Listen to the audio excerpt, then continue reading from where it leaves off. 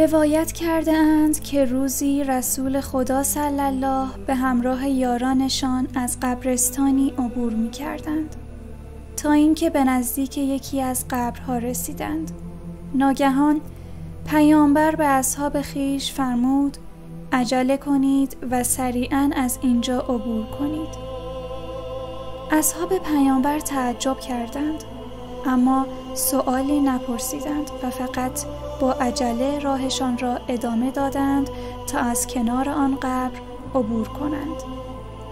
در راه بازگشت وقتی که به قبرستان رسیدند، همین که خواستند دوباره با عجله از کنار آن قبر عبور کنند، پیامبر فرمود بایستید و صبر کنید.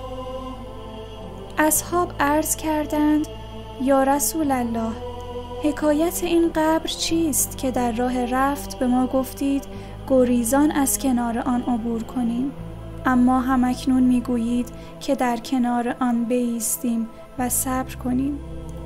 صاحب این قبر چه کسی است و چه احوالی دارد؟ پیامبر فرمود در آن زمان که به شما گفتم با عجله از کنار قبر عبور کنید، صاحب این قبر در حال عذابی دردناک بود و من طاقت شنیدن این ناله و فریاد او را نداشتم. اکنون خدای تعالی رحمتش را شامل حال او کرده است.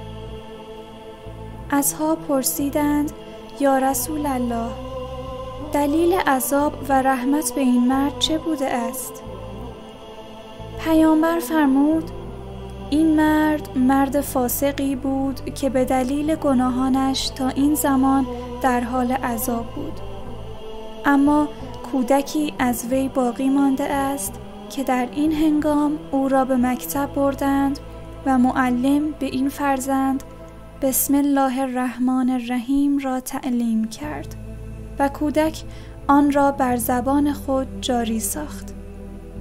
در این هنگام از سوی خداوند تعالی به فرشتگان عذاب این مرد خطاب شد که دست از این بنده فاسق بردارید و او را عذاب نکنید.